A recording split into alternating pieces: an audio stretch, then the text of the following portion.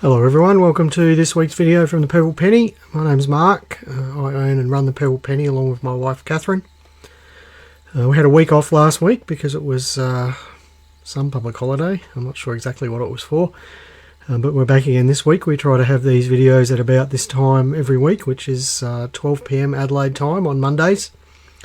And we try to have these videos about a particular topic and a little bit of a roundup of what's been going on in the news with regards to coins recently. The Purple Penny is a small family-owned coin and banknote business. We buy and sell coins, banknotes and collectibles, badges, medals and medallions across the counter here in our Mawson Lake shop. We sell them through the shop and on our website, thepurplepenny.com. We've been here for 6 years and been doing these videos for most of that time. Today's video is based on a question I got asked this morning, so thank you to the person who asked that. But before we get into that, we'll just have a bit of a summary of the last couple of weeks. I would say that things have slowed down here the last couple of weeks in terms of selling, and as a result of that, Catherine and Jared and I have managed to spend a fair bit of time getting new inventory listed up on our website, which has been great. There was, of course, a coin release last week, which was a bit of a strange one. It came out through News Express, but the actual products itself were delivered directly from the Royal Australian Mint. This was one of these releases like the Australia Post release where authorised mint dealers like us either get offered nothing or get offered a subset of available products. And we just got offered the coin tubes and albums and the carded coins. We didn't even know what the other products were. We didn't know there was a coloured $2 coin. And I guess the whole thing went fairly smoothly from our end. I know there was a lot of consternation online about the other products, which I'm still not 100% clear what they were, and that they were being sold at above release price via, I guess, people who managed to get their hands on inventory that was sent to News Express. Of course, that happens every release. There's probably not a lot anyone can do about it. I guess you've just got to build your relationships with people who get the new inventory and just hope you can get your hands on it. The Mint did have one of their run fair ballots for those items, so if you managed to get something through that, well, congratulations to you. Now, I guess my other comment in the last couple of weeks would be that because of the way things have slowed down, we really have noticed a drop in the sales of $2 coins, which are still probably the most popular decimal coin that we sell. Catherine has been adjusting the prices on those, so there are some cheap products up on our website at the moment, and it does seem very much that the price of those products very much determines how quickly they sell. There's a lot of inventory around, and buyers of it are obviously very price sensitive because of that, so just an interesting observation. If the Mint happens to have another $2 release anytime soon, it'll be interesting to see if there's a pick-up in that market, because it's no doubt it has spent the last 18 months or so sort of drifting down slowly. It'll be interesting to have a look at independent coin news in another month or two when they come out and see if there's another $2 sales graph in there, and just see if that reflects what we're seeing here in the shop. Right, let's just say a few hellos here before we get started. Hello Alex, good to see you joining in. Hello Sam, hello Damien, hello Peter, Paul, JJ, Michelle, Gwen, Daryl, GD, Bevan, Brett, Sam. Oh Sam, I'm terribly sorry to hear that. Oh gosh, Sam. Our sympathy, Sam, from Catherine and myself. We are really terribly sorry to hear that, Sam. Glenn and Catherine, thank you for joining in, and hello Peter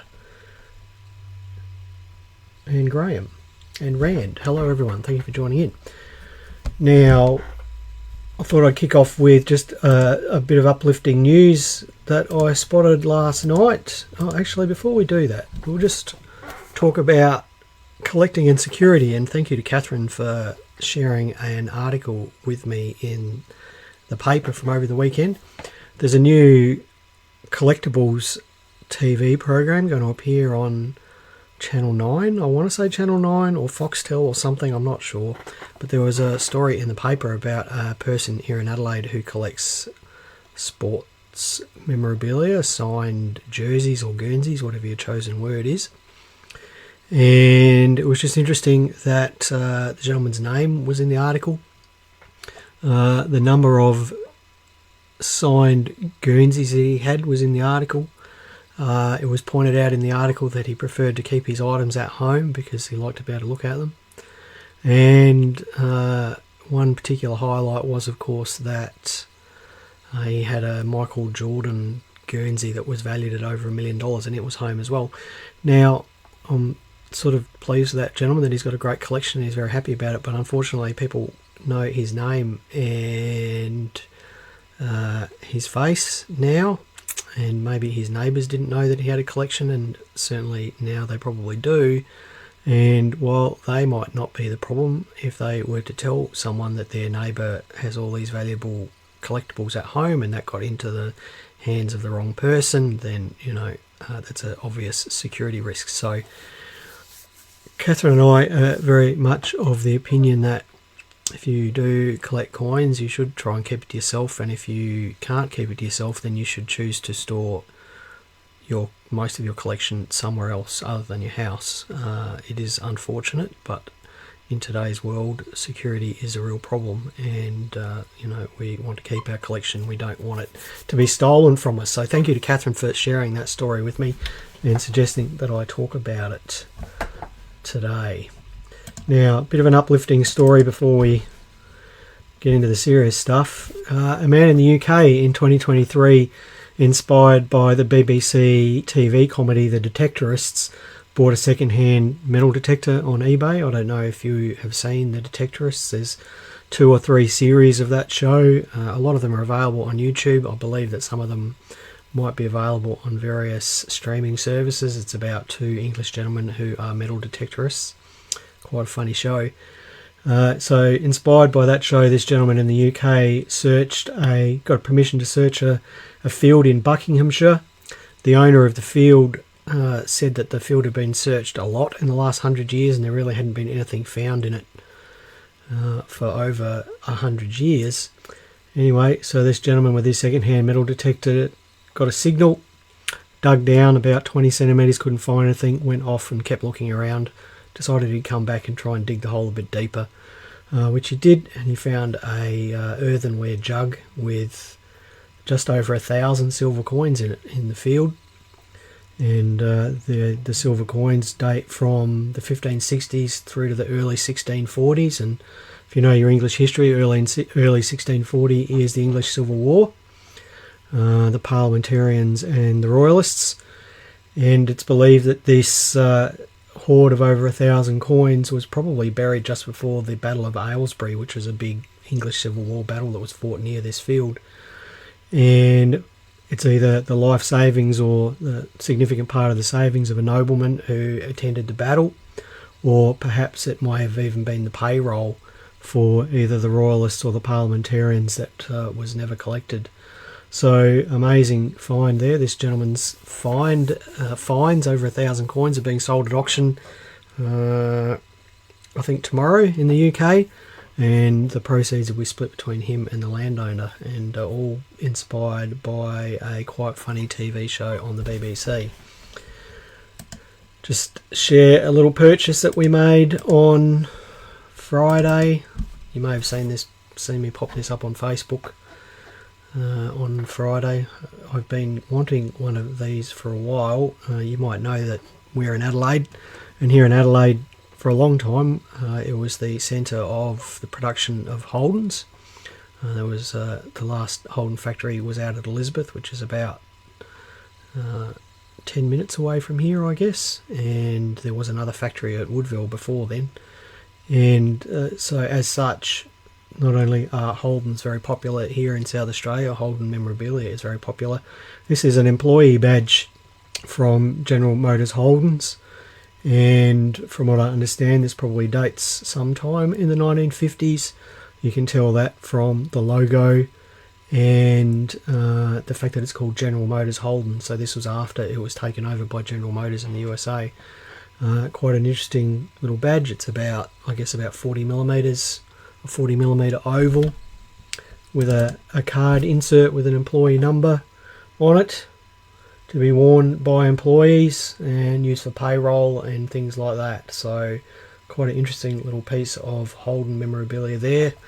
I thought, as we are sort of in the middle of Holden land here, that I would have seen one of these before now, but it's taken 6 years for one of these to make its way into the shop, and I'll probably just enjoy owning this one for a little while before we move it on to someone else whose collection it would fit into. So interesting little purchase there. Very pleased with that one. Now, the topic of the week was inspired by a question I got this morning from someone who was looking to sell his coin collection, and this is something that I know a little bit about because I probably spend more time buying collections during the week than anything else when we're open, and I see all sorts of collections, and I see, I guess, all sorts of reasons that people are selling their collections, and a lot of the time a lot of my advice is what is saleable and what's not saleable.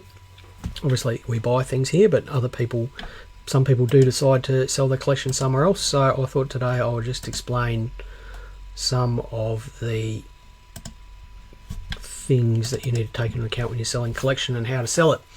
So the first question you need to ask yourself when you're selling a collection is it saleable? I would say that probably 8 out of 10 phone calls that we get and people walking through the front door do not have saleable coin collections.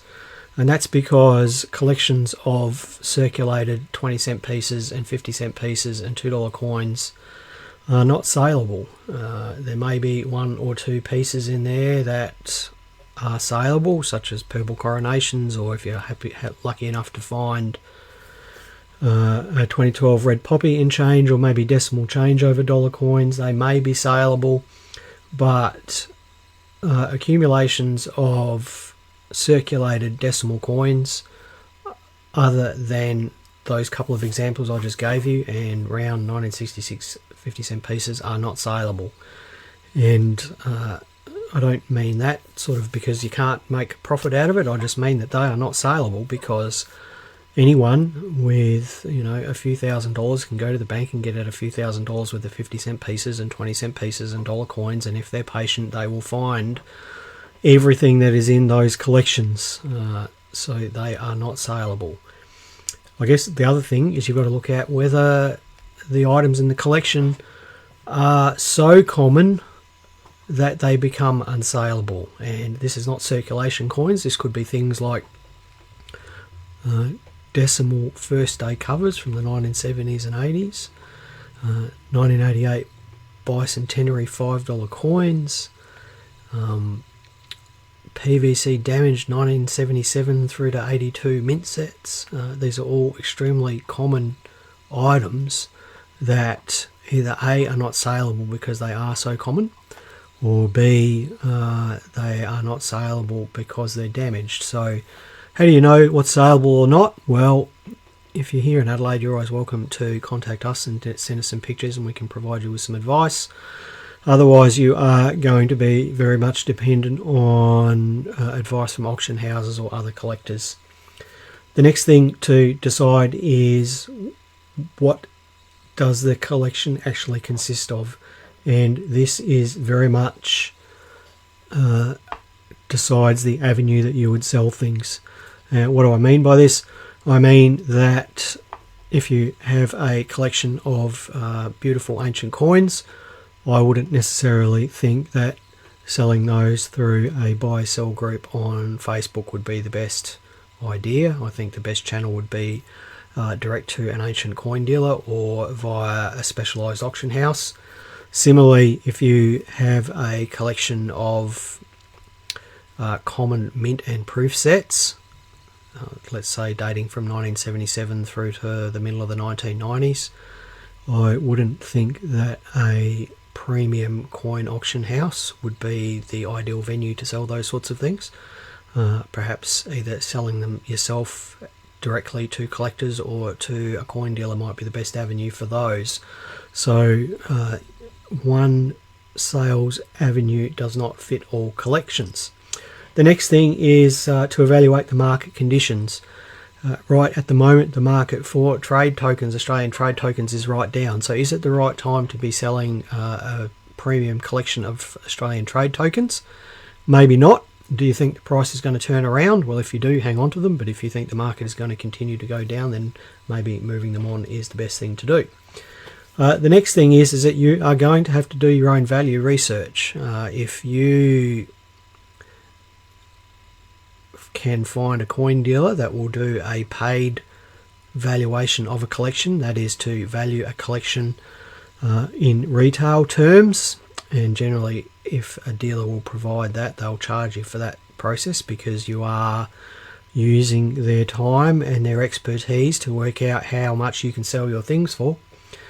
The other alternative is to look at sold results, and sold results are really the only results that matter.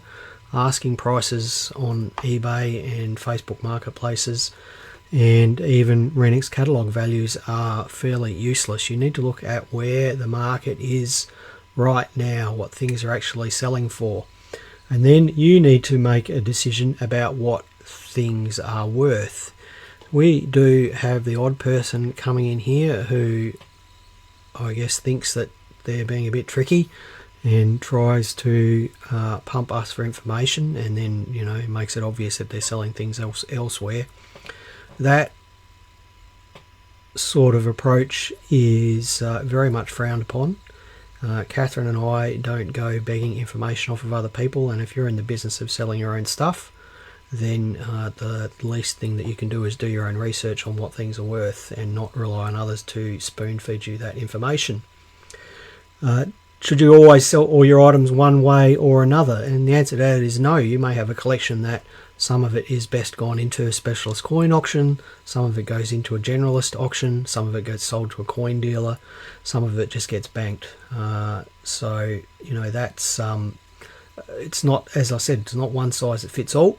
How much of a hurry are you in? If you need the money right now, then that really limits your options on things. If you're happy to wait, that is much better. If there's an estate involved and beneficiaries of the estate, then obviously there's a time frame involved there, and perhaps certain sales approaches are not suited to those time frames. So the three options you've got really are to do it yourself, to sell it through an auction house, or sell it to a coin dealer. And the key thing that you need to understand is that the person that does all the work is the one that makes the money. So if you are going to do all the work yourself, if you're going to find the customers, you're going to set the prices, you're going to mail the things out and do all the legwork, then you will make all the money. But if you are looking to pass it off to an auction house or a coin dealer, then they are going to want to make some money out of it, because this stuff takes real time.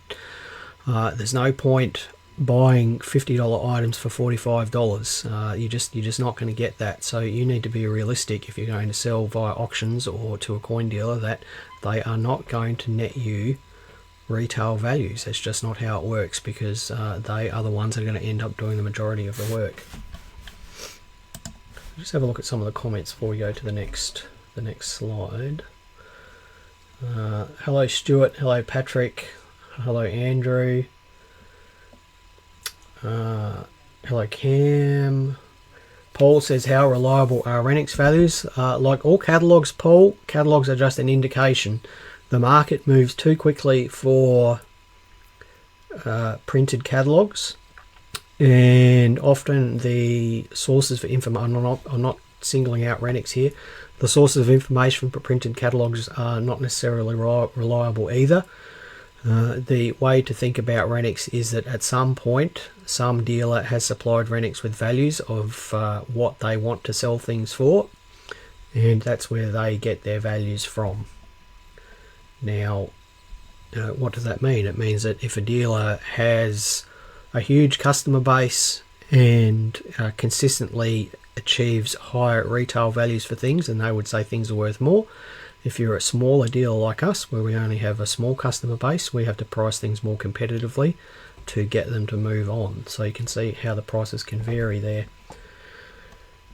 Todd says that Renix is a decent guide, but online resources are likely to be more relevant. Thank you, Todd. And Paul says most places charge 22% for the buyer. Is it common for them to charge a seller a percentage? Right, I was going to get into that in the next slide. So we'll just jump into the next slide here, which is do it yourself. So if you're going to do it yourself, you are going to sell direct to collectors, whether it be face-to-face or social media or selling via eBay. Now, as I've already said, this will net you the most dollars, but it also means it is the most work. And one thing that I haven't written there is if you choose this approach, you are taking all the risk. And what I mean by risk is that once things are in the mail, and you know, there is a thought process that once things are in the mail, that it becomes the buyer's responsibility. But in reality, if you send something and it doesn't arrive, then it will be incumbent on you to make good on that. Similarly, on eBay, if you choose to sell via eBay and you select the wrong postal method, then the eBay system can be used against you, and you could be liable to issue refunds and losing your product as well. And what you will find if you do sell your stuff yourself, that you'll have the same problem that every coin dealer in the world has, and that is that the good stuff sells really quickly and the common stuff sells very slowly. What does that mean? It means that if you've got a collection that, and this doesn't happen, but if you've got a collection that includes one 2012 red poppy on an RSL card and 10 1984 proof sets in foams, you'll probably sell the red poppy almost straight away, and your 10 1984 proof sets with foams, unless you price them at a fraction of catalogue value, will hang around for months because the supply of those is high and the demand is low. They sell very slowly. So what you will find as an adjunct to that is things are price sensitive. There's no point listing things up at top market prices and expecting them to move quickly because they just won't. They just won't.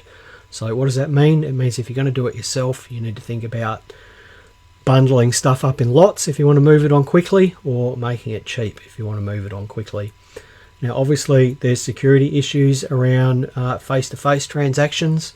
I myself would never ever do a face-to-face coin sales transaction outside of the shop. You know, it would be postage only in my case. You need to choose the correct postage type, you need to choose the correct payment type, and you need to be aware that on eBay and PayPal that there are fees. How much are those fees? If someone buys from you on eBay and pays with PayPal, then you are looking at about 15% fees. And while you might think, oh, 15%, that's not very much, if you've got 1 ounce gold coins, 15% is about 3 times our margin on a 1 ounce gold coin. It's actually more than 3 times our margin on a 1 ounce gold coin. So if you don't take that into account, then you could find yourself actually netting less for certain items by selling through eBay than you would just selling directly to a coin dealer. Let's just have a look at some comments here. Paul says, yeah, Paul, I'll get on to that. Jason says, put yourself in the buyer's mind. And Sam says, if you have to sell, use Renix as a guide, sold listings and general knowledge of what the current market says. Thank you, Sam. That's a good comment. Right, if you're going to sell through auction houses, you need to choose the right auction house. So here in Australia, there are specialist coin auction houses, but there are also in every large town and city, there are also general auction houses. Now, I've already mentioned that if you had a group of common date proof sets, then you are probably just as well selling that through a generalist auction house, and it's likely that a specialist auction house probably wouldn't be interested in it. So if you have a collection of beautiful sovereigns, I would definitely choose a specialist coin auction house over a local general auction house. You might remember that TV story from a few months ago with a gentleman in the country who was selling 1930 pennies through a general auction house locally, and while I don't advocate the behaviour of that auction house and what they did to that gentleman, I think that he made a poor choice selling that locally, those 1930 pennies locally, he would have been much better served sending them to a big coin auction house in one of the major cities. If you are remote, you have to understand that the lots that you want to sell have to get to the auction house somehow. So how are you going to do that? How much is that going to cost you? Are they actually interested in what you've got? You've got to actually contact them and ask them. Many of the auction houses have a minimum lot value, just based on experience through a couple of auction houses here in town. General auction houses, they have minimum lot values of $50, for example. So you need to make sure that you understand that. You can't sell 1,000 $2 coins individually. You'd have to lot them up into groups and things like that. Then you would need to understand the fees. Now, fees can take many forms for auction houses. General auction houses here in Adelaide, for example, they will charge you a lotting fee, so that's a fee per lot. Then they'll charge you a selling fee, so that's a percentage of the final price. Then they'll charge the buyer a selling fee, again that's a percentage of the final price, and then they'll charge the buyer a transaction fee for using credit cards and online payment means, and then shipping as well. Now, what does all of that mean? It means that for at least general auction houses, that they will often make a lot more out of an item that's worth $100 than we will here in the shop. The idea that auctions are always the best way to get rid of things is wrong. It is completely wrong. So you just need to be careful, because all these little fees do add up over time. Now, what level are the fees? I believe someone's already mentioned some auction houses charging buyers a 20% fee plus GST. So, you know, buyers will take that into mind when they're selling things. The big coin auction houses, if you have good stuff, will often waive selling fees. We've used auction houses a few times, and they do waive the seller's fees, so that is a positive. You need to understand the payment time frames. Bigger auction houses aren't necessarily going to pay you immediately. It could take a month or 3 before they pay you. Smaller auction houses will often pay you per lot as the buyers pay for the lot. So if you sell 100 lots through one of the smaller auction houses, rather than them combining the payment into one payment, you'll actually get 100 different payments over the coming month or 2 as people actually pay for their lots individually. That adds to the burden of making sure that they've sold everything and paid you for everything. There's payment complications, so we've sold the odd thing through auction where we've been paid and then that's had to be refunded because the buyer's backed out. And then we've had some bad experiences with things going missing when they're submitted for auction. And look, that's an undeniable problem, that lots that have perhaps hundreds of different items and things like that, things go missing. And it's not necessarily the auction house. It's often it can be people who are viewing the lots with light fingers lifting things out of the lots. And I guess the other thing is that if you're using a generalist auction house and you're selling good coins through a generalist auction house, generally those auction houses won't offer grades. The photos can be poor, the descriptions can be poor, so you are going to get bidder uncertainty. That means that bidders that won't bid up as high for the same item as if they perhaps bought it directly from a shop, or if they bought it from one of the dedicated coin auction houses in the eastern states. So there are a lot of things to take into account there. Just a couple more comments here. Peter says it's best to stick with the main auction houses such as IAG or Downey's, and Copeland Roberts is one he mentions. Paul says, I won't say that, Paul, but take that on board. Damien says, remember taxes can take a chunk out, especially on eBay, as the ATO watch them closely. And Alex says general auction houses are more inclined to sell fakes as they don't necessarily have the experience. Thanks, Alex. That's a good point as well. So I guess the last one, and I really do try to stop selling ourselves in these videos. I try to make them more informational, but dealers generally on social media have a fairly bad reputation as ripping people off, and if you actually examine the motivations who put up posts like that on social media, you'll find a lot of the time that they are buying and selling in the background anyway. So they're really just trying to discourage people from taking their collections somewhere else with the opportunity of buying it themselves. A lot of the time, bringing a collection into a dealer is a much better experience because it's over and done with in one hit, and the prices that we pay are often as good, if not better, than what you'd net from selling things through auction. Now, obviously, we're not going to pay you the same amount as if you sell the stuff yourself, but again, if you do all the work, you get all the money. If you expect us to do the work, you're not going to get all the money. So the problems with selling to dealers is there one nearby? There's not that many coin shops anymore. There's just two here in Adelaide, for example. I did note that a new one opened in Perth a couple of weeks ago, so that was good to see. Are they interested in your stuff? And, I have to say that a lot of the time when stuff comes in here, we are just not interested in it. And for a number of reasons, is we have to ask ourselves the same questions that you do. Is it saleable? Is the condition of it good enough to make it saleable? Is there a market for it? And is it something that we've already got 100 of or 200 of already? And what do I mean by that? I mean that, if you bring in a 1984 proof set, yeah, it has a theoretical market value of $30 or $35 or something.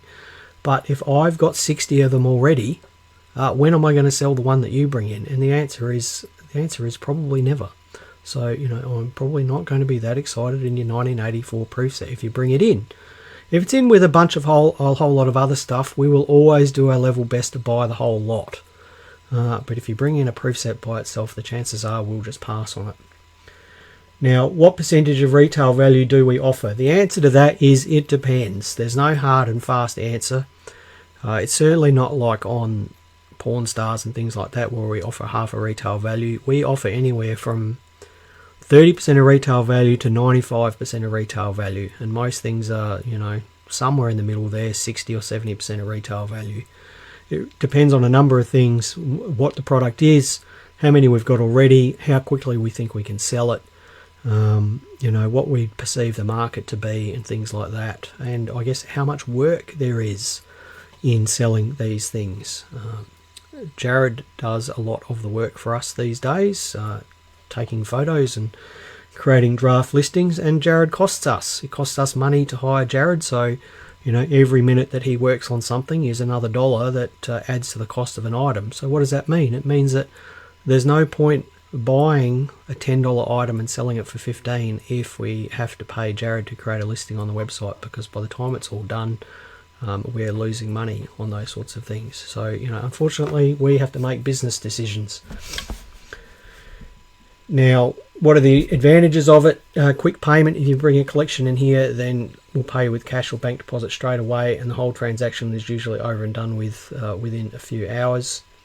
But the downside is for common stuff, you are going to get paid less at a coin dealer than you would trying to sell it yourself, and there's absolutely no denying that. So Catherine and I are very open about what we pay for things and our reasons for doing so. We do have a business. We need to be able to buy and sell at a profit. Otherwise, there's no point doing it. So there you go. There's your 3 ways of selling things. I hope that answers the gentleman's question from this morning. And it's a complicated subject. Peter says, where is it? Different dealers have expertise in different areas as well. Now that's true. I guess here in Adelaide, that's quite obvious. There's at the toss of a coin down south, and Jerry sort of prefers world banknotes and world coins and pre-decimal coins, and is less interested in newer decimal stuff, and we're quite happy to deal in that area. But often, unfortunately, you don't have a choice with coin dealers because there are so few of them around these days if you're choosing to sell that way. And Samantha says, yes, we need to store it. Yes, that's right. Sam, we need to store things, and space is a consideration for us when we're buying things. And Alex says Jared is an investment. Yes, Jared is an investment. That's correct. I will just say that if you come in this Saturday, you should see a new face in here this Saturday. We're taking on a new young man on Saturday. He'll be coming in on Saturdays from this point forward until either we get sick of it or he gets sick of it.